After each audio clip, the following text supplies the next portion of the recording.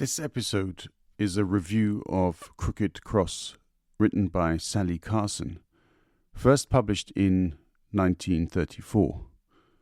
Sally Carson is a name too few of us will ever have heard of. Born in 1902 and died all too young in 1941. As to why it happens that some books simply fall away from public awareness is often a mystery in and of itself. Yet due to the sterling efforts of Nicola Bowman at Persephone Books, Sally Carson's masterpiece is once again in evidence and accessible. It is a haunting tale in how it so normally talks of the coming of Nazism. It explains, almost like at the pace of a soap opera, one of the most chilling periods in European 20th century history. The Klugers, a normal German family in a Bavarian town, poor and just getting by, two sons who have only really found work through their membership of the Nazi Party, and a daughter who finds herself tragically on the other side.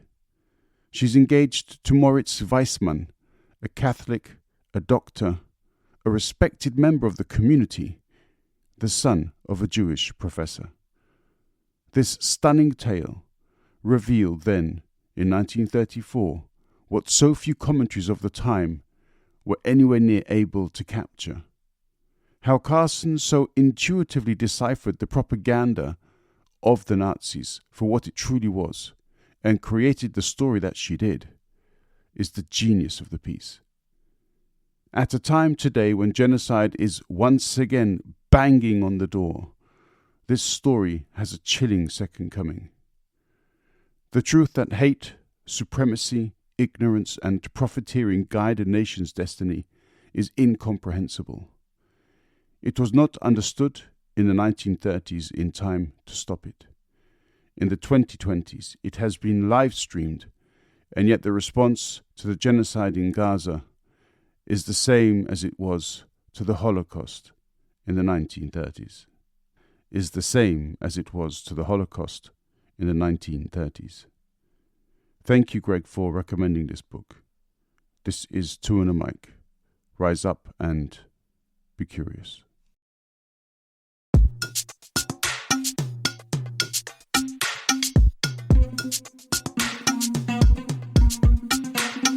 Dung weche pek kod welo mabiro e TwoandaMic. Dung parodit kod jok mawuoye TwoandaMic. Seche tin sud buta wawinji e TwoandaMic. Ola wachokre wabed piny bi wawinje ero chako momit ndi podcast makende. I am joined once again by my erstwhile librarian, the as the Italians say, the mouse in the library, or just my older brother, Greg. Hi, Greg. How's it going? Eek. Yes, indeed. The baritone mouse of London, as you are otherwise referred to commonly. So this time we are looking at a book which you recommended, and I had never heard of it, and to be honest, I'm not surprised I'd never heard of it, but you came across it also around the time when it kind of started making a splash 80 odd or 90 odd years after it was first published, right? Yes. So it was written in the 1930s by an author called Sally Carson. It's called The Crooked Cross, and it speaks of the rise of the Nazi Party, but basically looking at it from the isolated angle of a normal Bavarian family. Yeah. Just to give a bit of background then. So Sally Carson, a British woman, she was in the habit of visiting an area in Bavaria called Schlesien, apparently. And this is where she, on the one hand, started to write the book, but she competed, I think, in the UK. And yeah, she takes this sort of small town atmosphere and turns it into quite an epic story. I mean, maybe her intentions were not to do that at the time, but obviously being able to read this almost 100 years after the events and knowing what then would ensue, it's quite an amazing piece of literature. Yes, I agree. I'm amazed that really it played no part in any library that I know of for so many years. Apparently, I heard on radio when I heard of this book, there was only one copy they knew of it in existence, and that was with the publisher. Yeah, Persephone Books. Well, Persephone Books, at least, they are in the habit of reprinting neglected fiction. So perhaps it was with the original publisher. I don't actually know that that particular origin story, but the founder, Nicola Bowman of Persephone Books, who first discovered it, she was researching in general pre-World War II British women writers, and that's where she came across this, and I think you sent me a link from a Manchester newspaper which covered the story as well, and I couldn't find that link, unfortunately. But it's a really, as you say, it's interesting because there's almost nothing left.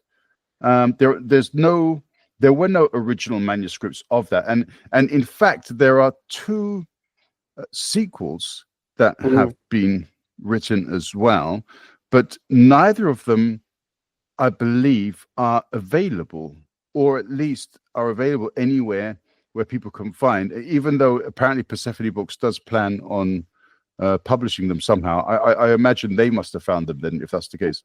Hopefully this does well enough, at least, that they choose to publish the other two, because I think that'd be a fascinating piece of information and insight into what was going on in Germany in 1930s. I must say, it seems to be a kind of period of history that everyone seems to have hushed up or just not be talking about, because there's a lot of the stuff rings as pretty true. I don't know that it was true, but it seems as though she saw or at least experienced some of this stuff firsthand that takes place in the book, and it seems quite compelling. She makes a good case as to the actions, if not the characters themselves, but the actions that took place in this particular small German village seem completely plausible. One of the amazing characteristics of the book is the way Sally Carson tells the story of a British woman referring to what is happening at the time in Germany, not fundamentally from a critical perspective of, okay, Nazism is bad and so on. She's simply unemotionally telling the story of the development of Nazism within Germany from the perspective of a number of important characters. We'll go into them in a bit. Is it the family of the Krugers essentially are the main characters? Yes. And why it happens, and she explains it in as you say, such a natural way. It's almost like, and we're walking through the meadow, la-di-da, and then my brother walks in, and I meet him in the garden. Uniform. Exactly. His crisp brown uniform. Indeed, yeah.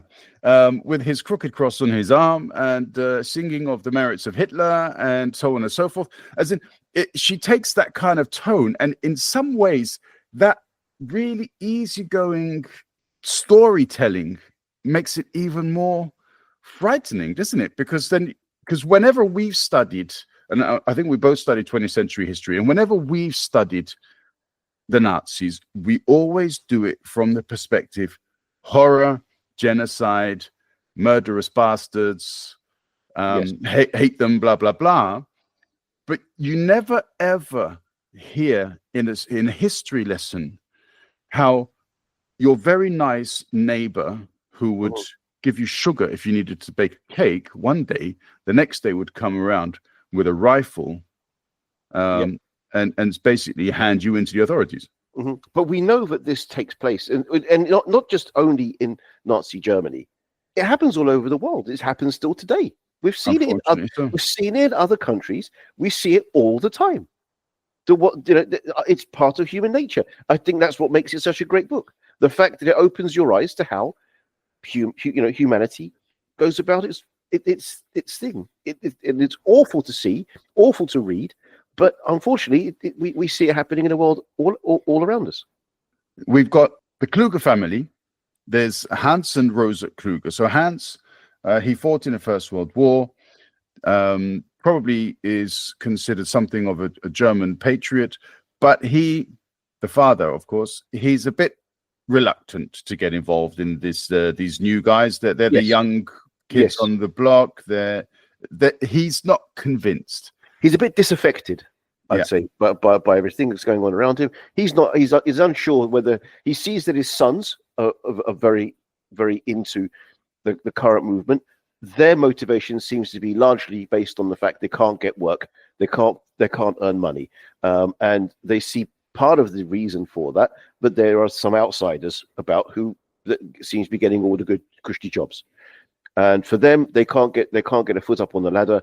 And this chap comes along who promises them freedom and money, and work. Indeed. And the brothers Erich and Helmi. So Erich is an absolute fanatic for the Nazi party, whereas Helmi is something more of the kind of cautious and, it makes sense. I need the job. I need the money. So I'm willing to work with them and see how it goes. But then obviously the main protagonist of the story is Lexa, and Lexa is engaged to Moritz Weissmann. Therein lies the problem. So Moritz's mum is a Catholic German, and Moritz himself is a Catholic. However, his professor father, Herr Weissmann, is Jewish. And so therefore, the ownership of this Jewish heritage is what brings considerable problems to the budding relationship, because they are engaged to be married, but then that's kind of put on hold.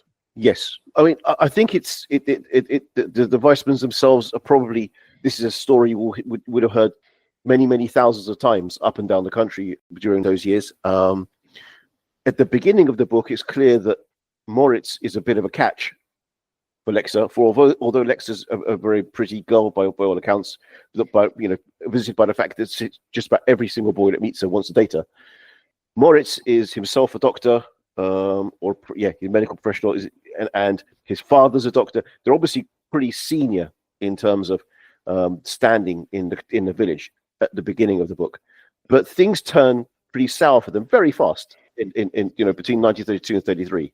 Yeah, I mean, the story starts at Christmas time and everything's quite happy. And as you say, things sour very quickly for the Weissmanns, because Moritz applies for a job. He wants to move up, in accordance to his skills and his developing reputation. He's a very popular doctor. However, at around the same time that his application is going through, Adolf Hitler becomes chancellor, and immediately this application is held up and then rejected for very obvious reasons to us. However, anybody who had picked up this book in 1934-35 may have thought, oh, that's a bit unfair. So there ensues then this kind of relationship in limbo. And we also encounter quite quickly, which is also, this book is littered with interesting scenes. One of them is when the group of friends, one of their friends, a guy called Hermann is a communist, and he's very outspoken against the Nazis, as indeed all the communists and socialists were at the time.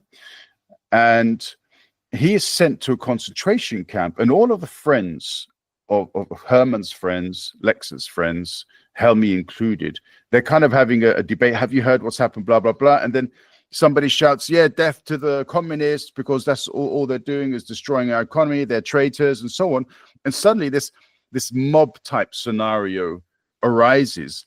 And the only voice that speaks up for their friend, who probably the day before would have been having a cup of tea or coffee with them and laughing and making fun of everything, is Lexa. And she points out that, how can you say that this is Hermann? We're not talking about some crazy Soviet soldier that has just, suddenly thrown amongst us. This is a guy, he was born in our town. He's one of us. Hmm. He's no more a traitor than anybody else. And yet, I mean, I think Lex is there as the voice of reason. So you've also got another interesting character who's Michael, who's the Englishman. I'm wondering if Michael is really Sally, and she's changed it from her position to that of Michael. Maybe that's what she's introduced him as. But Michael is an Englishman who's seems pretty well to do. He's out in Germany just visiting. To improve his German, because he wants to go into the diplomatic corps. Right. Okay. Yep. I forgot that bit. Well done. Thank you. But he gets along fine with everyone. Of course, this is a long time before there's war between England and Germany. So he has no issues at all, Michael, with getting around. But you can see through the conversation that he has with Lexa his discomfort at what he feels is happening in Germany too. And I think that might be the device that Sally has used to put herself into the book, so the reader can see where this has come from. Yeah. And it's also important the role that propaganda plays within a country when it's going through one of these sort of politically, shall we say, sensitive moments. Because the Nazis were presenting these concentration camps, for example, when Hermann was sent there, as a re-education camp. So Hermann had sent there to be re-educated and to be taught why communism wasn't the way forward and what the so-called advantages were of this new nationalistic government that had been created. And apparently there were also some reports coming out, which is being told within the story, from Austria, that actually these concentration camps are horrific, that the treatment of the people there are absolutely beyond human, as in the suffering there it's beyond measure. But again, the propaganda within Germany at the time was completely different. If you'd asked me before I read this book, when the concentration camps, as we know them now, began, I would not have said 1932. It wouldn't have crossed my mind that they had them so early. It's pretty incredible to think that those camps were operating as early as that, isn't it? I mean, we don't know for a fact what was going on in them, and Sally doesn't tell us exactly what was going on inside the camps themselves. There are suggestions through which you hear through hearsay through certain characters that I've heard this happen, that happened, but you don't actually, because I guess because Sally obviously never directly saw what was going on in them. But I find that fascinating. Yeah, I think so too, and I agree with you. I would have thought that the first time the concentration camps may have been built would have been 1937. I would have thought that mainly because it would be impossible for the international community to have participated in the Olympic Games in 1936 if they already had concentration camps for such a long time. I can't imagine that happening. However, having said that, the World Cup is going to take place next year. One of the countries is the United States, and they've got their own brand of concentration camps that they've built, and so on. Anyway, but that's a different point, which we can perhaps allude to later on. However, just a quick point then, to go back to it. So the natural way in which Nazism gets a stranglehold of the country is by giving people who have not had jobs, and we're talking about a period where, so when I studied the Second World War and we're looking at the reasons behind it, my history teacher very, very arrogantly, very confidently said the reason why the Second World War happened was the First World War. And as accurate as that may be, it does cut out a considerable amount of politicking. It cuts out the fact that the Dulles brothers drew up the post-war agreements, the fact that even, I think it was Keynes who said that the financial punishment that had been set upon Germany was an inhuman amount of money, which would have taken them over 100 or so years to repay. The country was essentially impoverished. Parts of the country had been given to France, I think the Rhineland and the Saar, and they were certain manufacturing was not allowed, and so on. Then in the 1920s, of course, we all know about the Wall Street crash. So we are talking about some serious economic situations. One book which I've recently read by David de Jong, and he's written this book called Nazi Billionaires. A fascinating read, and I'd recommend that for anyone. But he talks about how in and around this period as well, the Nazis are almost bankrupt. Mm-hmm. The only way that they managed to keep going is through the millionaire elite industrialists, bankers, and international financiers who basically invest in the Nazi Party.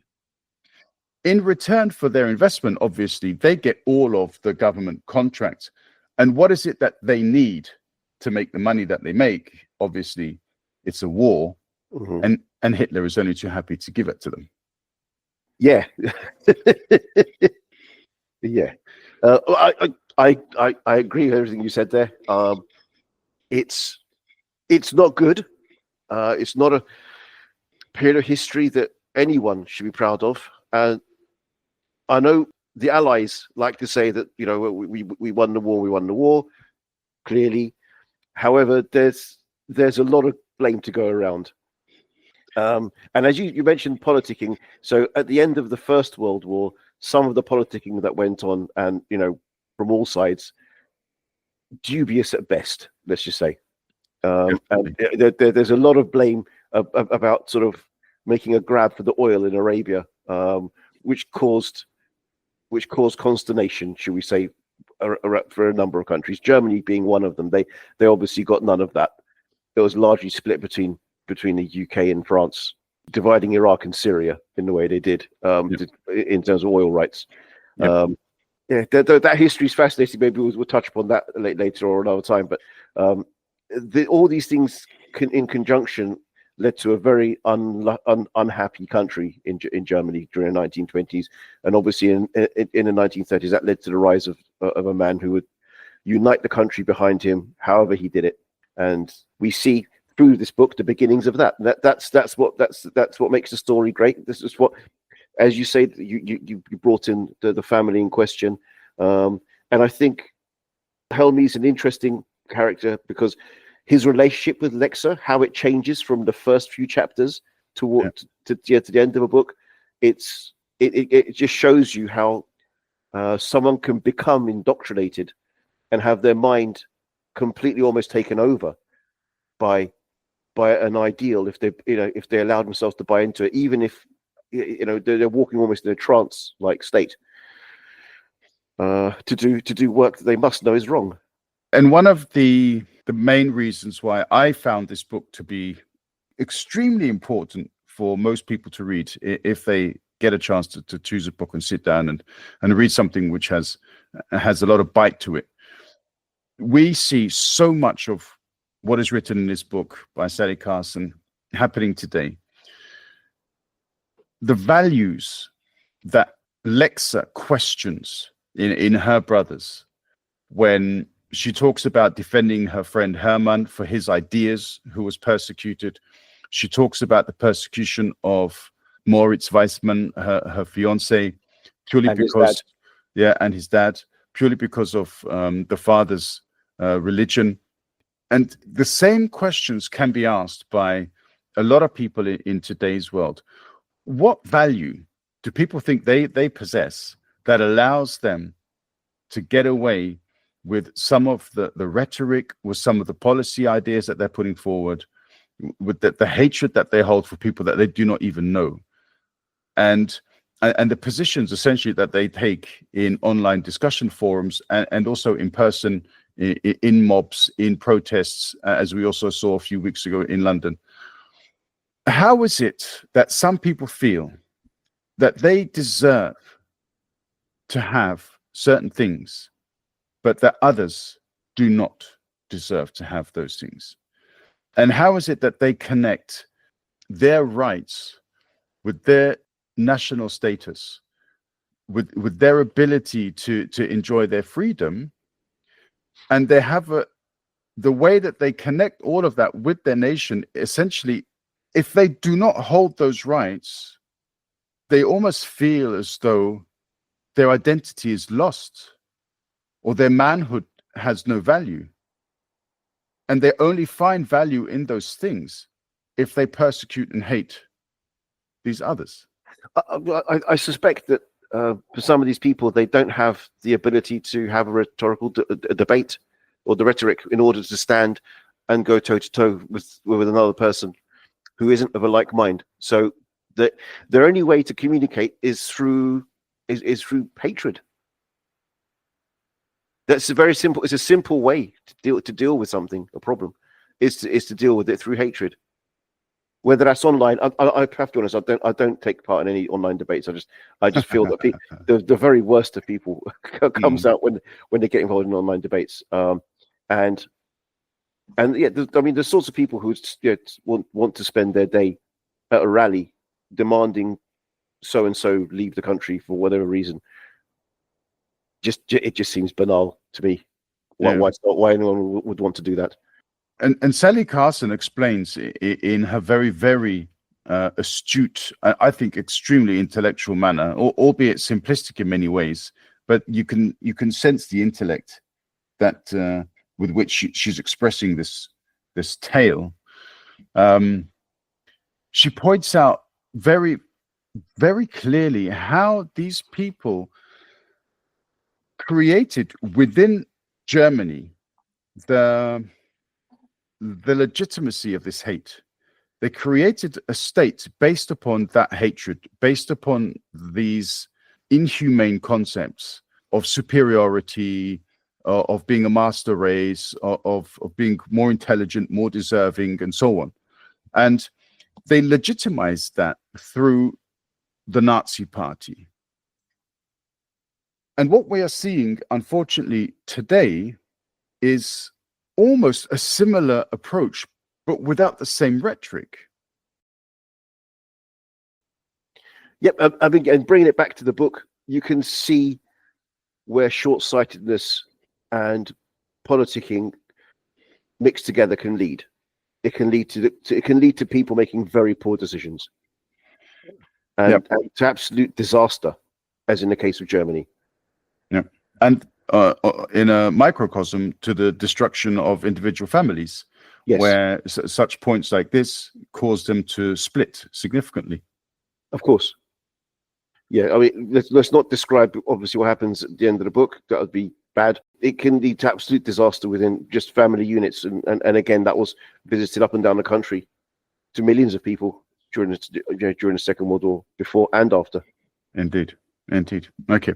A question I always ask then, with regards to the books that we come to review, would you recommend this book to a book reader? I think everybody should read this book. I think it's not like a page turner in a way like a Dan Brown book might be, but for every single person will read this book and take something different from it, but they'll all take something. Yeah.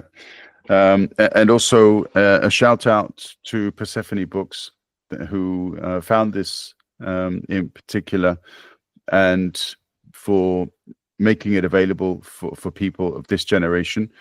And Midas is also the PR company, and I wish them well in promoting this book, because as you say, I also believe everybody should grab a copy and read it and see what they learn from it, and also be able to reflect on, as we have done in their own way, of course, reach their own conclusions, but hopefully understand that the path that modern politics has taken is not necessarily the learned one. Just very quickly, and so I think it's my turn to nominate another book, but before we do that, let's just very quickly, I know you don't have too much time, but let's very quickly talk about some of the books that we're both reading, because you mentioned that you've started a series which is interesting for me as well, because I love the author. I love some of the other stories that he has produced. Yes. So it's just a quick shout to Michael Connolly for his I've read on my second book now, the Jack McAvoy series, who's a reporter in the States and in California, and he comes up against a couple of serial killers, and it's a very interesting book. It's a fantastic read, a real page turner. Very different, of course, to Sally's book, but a wonderful book to read. Very procedural, as a lot of Michael Connelly's works are in terms of how they're set out, but a really, really great book. And I'm coming to the end of book 3 of the Empyrean series, which is written by Rebecca Yarros, and the first book is Fourth Wing. A lot of people have told me that, oh, Zach, you have to read this, and obviously Amazon Prime has picked it up as going to be their replacement, I've heard, for The Wheel of Time. I'm extremely disappointed with Amazon Prime, and I really hope they don't screw this one up in the same way that they screwed up Wheel of Time. I have zero compliments to give to Amazon Prime. I really hope that they do this story justice because it's extremely well written. On that point, just to say, for me, what you know how much I love reading Wheel of Time, just like you. You introduced me to that maybe 25, 30 years ago. And it took a long time to get through those books, but it was very, very rewarding. However, I will say this: the difference between the production for me of that and Foundation on Apple TV is the problem, and why Wheel of Time didn't make the cut in the end, I think, was specifically the production quality of the difference between those two series. When you watch Foundation, it's entirely believable. You're lost in this beautiful realm, the universe and the galaxy that you're in. It's all believable. I didn't get that with Wheel of Time, and I wish I had. As much as I enjoyed it, but I enjoyed it because of the books, because of I enjoyed the characters, and because of having read them.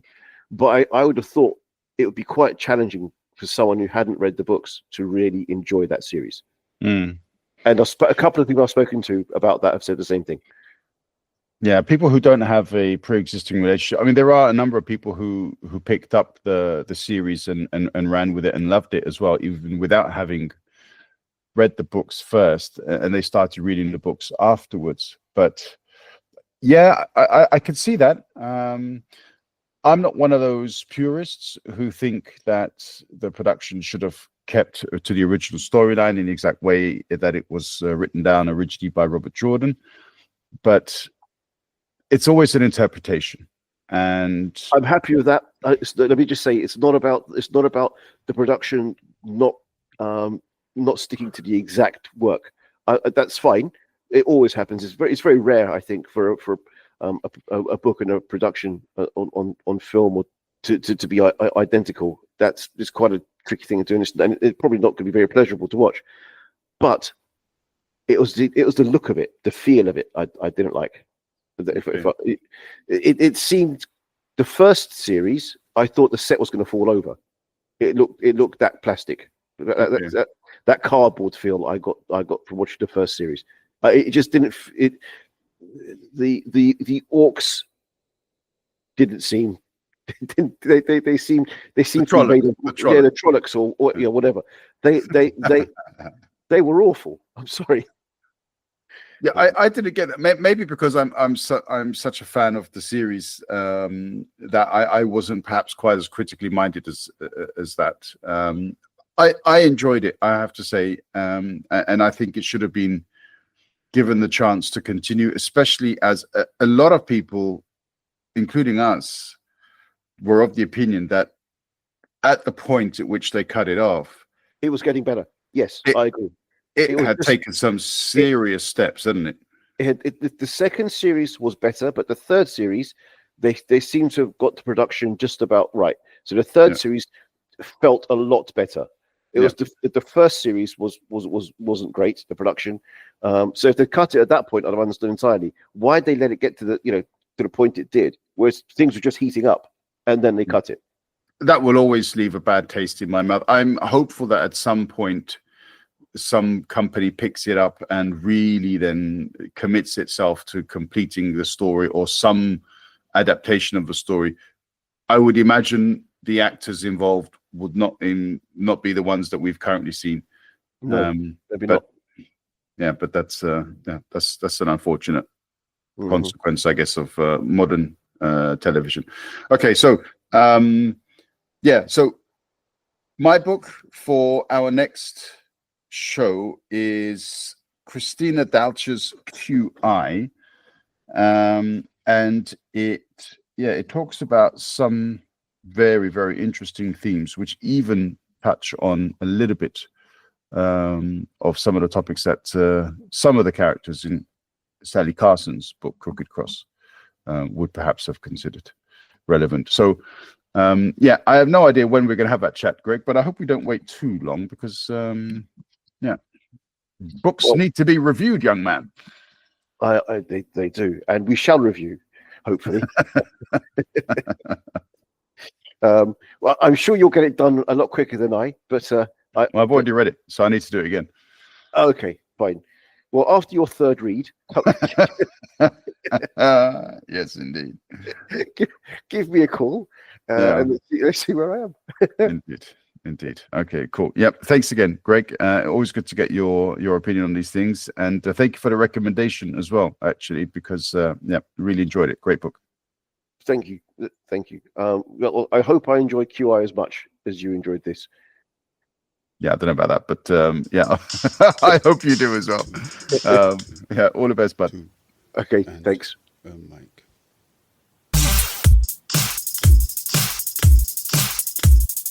Two and a mic.